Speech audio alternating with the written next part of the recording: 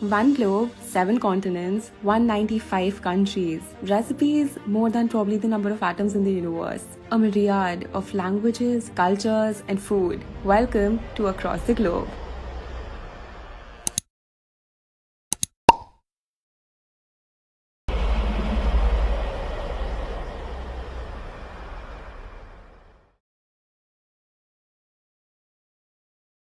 Hi! Welcome to episode 5 of Across the Globe. If you're new to this series or my channel, Across the Globe is a series here where I try to make and eat foods from different countries across this globe. Now, in this episode, I've chosen Vietnam and France as my 2 countries of choice. And well, even though I didn't make my all-season rolls in this video, Vietnam was chosen solely for them. Now, while you see me make a miso mustard tofu bami from this ridiculously overpriced tofu, let me tell you a little bit about Vietnam. So, Vietnam is a South Asian country that is often referred to as the S-shaped nation due to its figure and location on the map. It is the world's leading exporter of cashews and black pepper and the second largest coffee exporter after Brazil, and we have covered Brazil also in this series, so feel free to go and watch that. Son Doong Cave is the biggest cave in the world, and it is located in this country because Vietnam is blessed with fertile lands and tropical weather. It produces tons of tropical fruits. Most of these names I hadn't even heard before. There's rambutan, which to me looks like a Body Shop lip balm. You know, like, have you seen those? Like, they look circular, kind of like an oval shape. The inside part of this fruit, like, literally looks like that. There's longan, persimmon, durian, star apple, langsat, Nipa palm, dragon fruit, and so much more. Now, I know I probably butchered most of these names, but while we're on the topic of food, not like my entire video is a food video. No. Pho, bami, and ao dai are 3 Vietnamese words that have been introduced in the Oxford Dictionary because of the recognition these iconic foods have received across the globe. Oh, and ao dai is not exactly a food, so it is a Vietnamese national garment worn by the nationals. And also, I don't know if this is true or not, but have you seen those viral TikTok reels where people from different countries tell you what the legal drinking age is in their country? So in most countries, it's 21, right? It's 19 in Canada, 16 in some European countries, but in Vietnam, there's no legal drinking age. No, like, I'm not joking, seriously. I think this kind of explains why Vietnam is the 3rd largest consumer of beer in Asia behind Japan and China. It makes sense.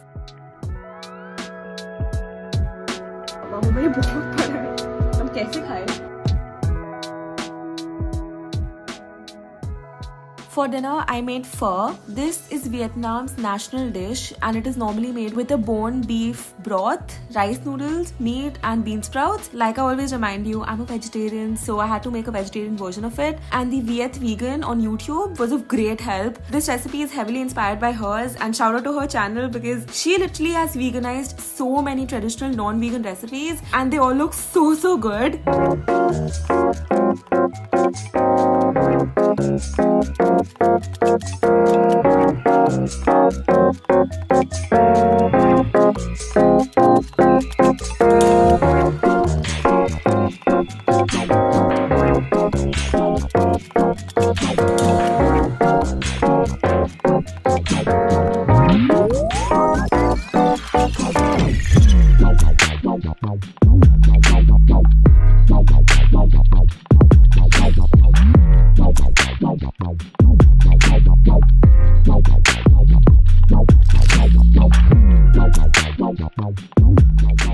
This pho was so freaking amazing. Like, for being a vegetarian one, it was insanely flavorful from just like simple ingredients, and just looking at it, I feel like having it right now. It was so flavorful.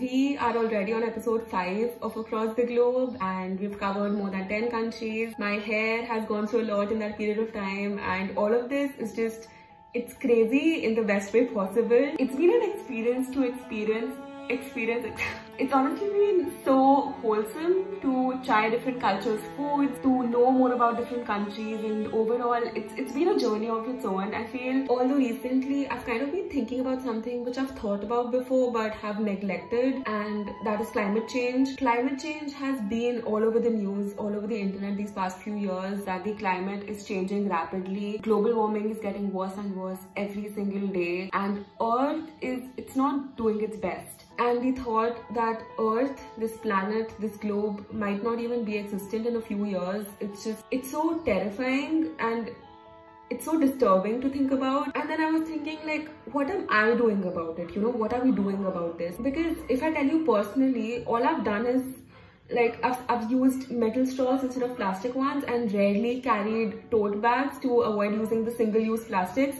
But apart from that, I've not done a lot, and I've just been ignorant. And I feel like I need to stop being ignorant and I need to start somewhere. And I just felt like some of you might also be feeling the way I am right now, which is why I decided to partner with Ren on this video. So Ren is a website that basically lets you calculate your carbon footprint and then offset it. So on the assumption that some of you don't know what a carbon footprint is, because I definitely did not, it's basically the amount of greenhouse gases you and your actions generate. What Ren does is it lets you calculate that, and then you can offset it by funding a few of the projects that work on a higher level by planting trees, mineral weathering, and protecting rainforests. The coolest part about all of this, to me at least, is that once you sign up and you make a monthly contribution, you get monthly updates on the projects you are supporting, and you literally get to see the trees you have planted. I mean, that is so cool. Since I've partnered with Ren on this video, they've decided to plant 10 extra trees for the first 100 of you who sign up using the link in my description box. So I feel like that kind of,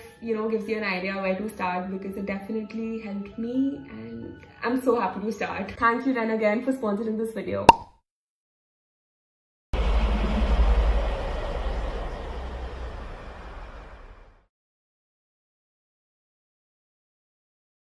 Croissant.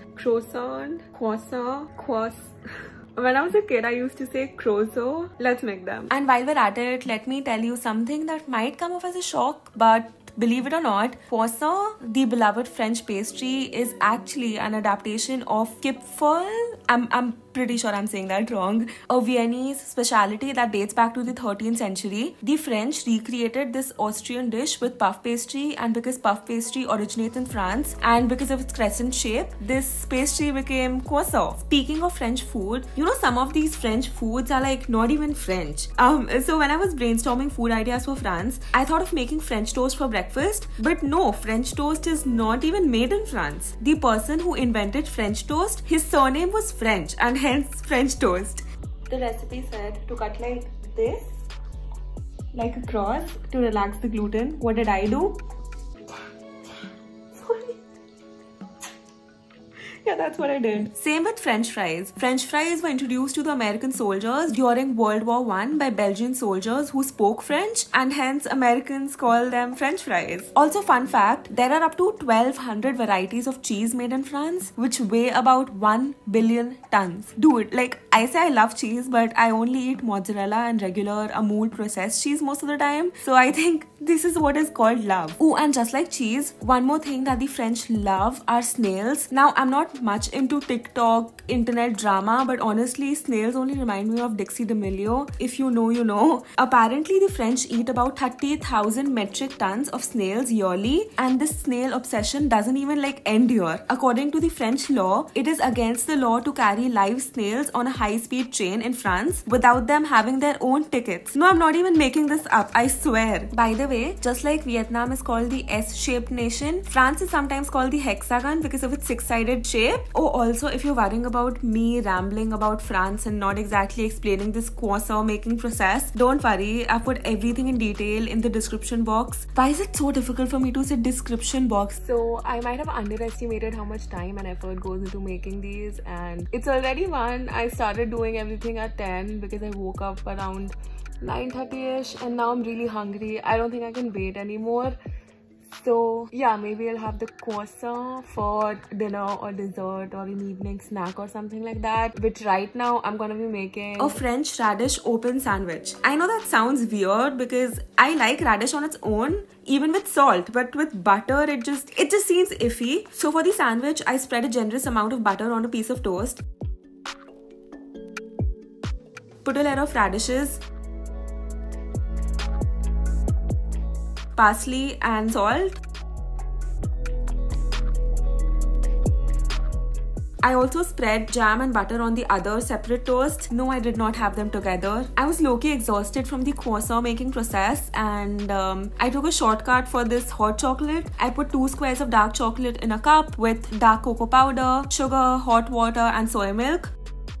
It was kind of weird, but I feel like it all came together in the end. The parsley honestly really helps it feel like one thing and not just, random ingredients put together. Do you know what I mean? Okay, back to making a croissant and our French facts. France is the most visited destination in the whole world. Paris, France capital, is the 3rd most visited city in the world after Bangkok and London. One rather shocking fact about France is that you can marry a dead person. Okay, only in exceptions, but it is possible. This is on the condition that you can prove that the deceased had the intention of marrying you when they were alive. In 2017, the partner of a gay policeman gunned down by a jihadist was granted permission to marry his partner posthumously. Now, I'm not sure if that's like the most romantic thing I've ever heard or the most creepy thing I've ever heard, but to each their own, I guess. One thing I really loved to learn was that France was the first country in this world to ban supermarkets from throwing away food. Yes, in February 2016, throwing away or destroying unsold food got banned, and now stores must donate surplus groceries to food banks and charities, and if not so, fines up to 75,000 euros or 2 years of imprisonment can be levied. So like, this is serious.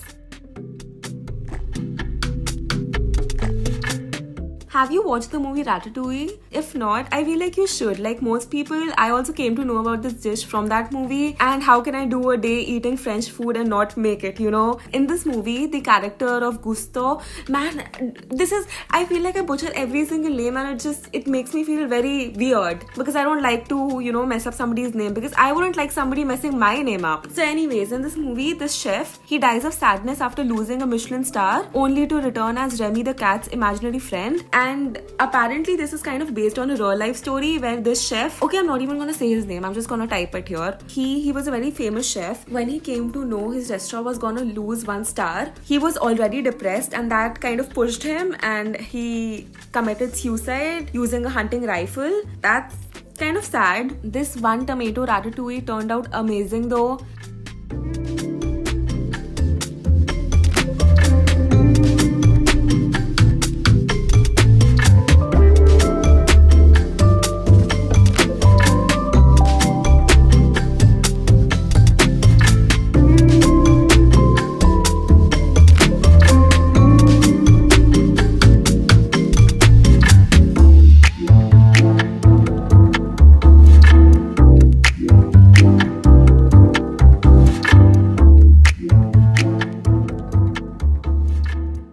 Croissant might not look that flaky, but trust me, they were so flaky. They had so many layers, tasted insane. They were incredibly soft as well, and literally only 2 were left by the end of the night. They were that good. If you've made it this far, then here's a bonus kimchi recipe for you. You've heard me talk way too much now, so listen to the music, sit back, relax, and watch.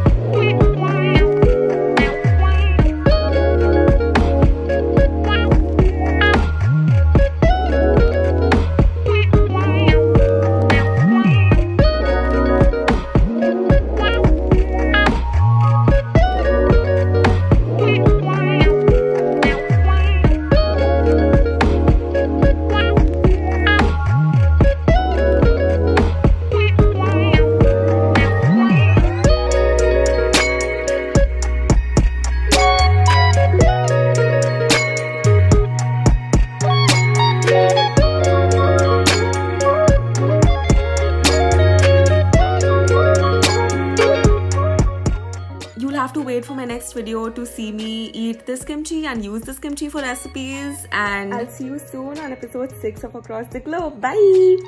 She's a Mona Lisa. Everyone's lining up to see her.